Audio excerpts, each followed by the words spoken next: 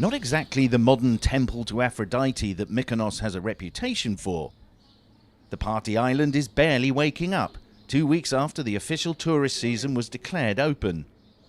Museums are still locked up, many shops shuttered, but others are getting a makeover, while plans to create more than 80 COVID-free islands get underway. It's the centerpiece of Operation Blue Freedom, the Greek plan for economic recovery driven by tourism. Before the pandemic, a fifth of the population was employed in the industry, which generated 18% of GDP. With US visitors being Greece's biggest spenders, Athens is banking on a summer surge in American visitors, and US airlines are increasing flights to Greece this year from New York, Chicago, Philadelphia, Newark and Washington, D.C. The key is an aggressive vaccination campaign to jab every island resident by the end of June, so visitors can come if they've been vaccinated themselves, survived infection, or have a negative PCR test. It's a COVID-free island.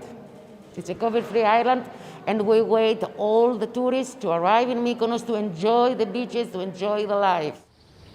Getting that done may rest on ending nationwide regulations that ban music and crowds.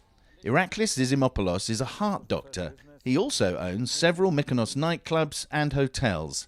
His clients call in with two questions, especially from America.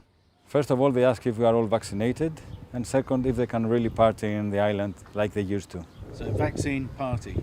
Yeah. That's the magic recipe. Around 18% of Greeks have been fully vaccinated. New COVID cases are falling and deaths are about 40 a day. For now, though, the clubs are empty. Only cocktail shakers generate any rhythm. Potion from Circe to soften the blues. Tourists are trickling back, and they're doing their best to enjoy a beach without decibels of dance music.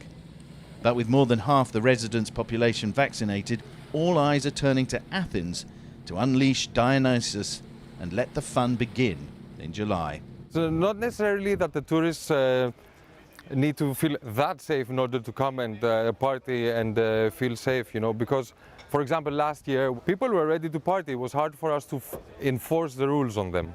But I think we're all trained now, us, the clientele, the personnel, everyone. So I think, yes, this is going to be a better summer. That's if a Hades of sound is your thing. There's a lot of talk in Mykonos about how the vibe won't get going until the loud music starts. But for the more mature traveller, that can only be a relief. Sam Kiley, CNN, Mykonos.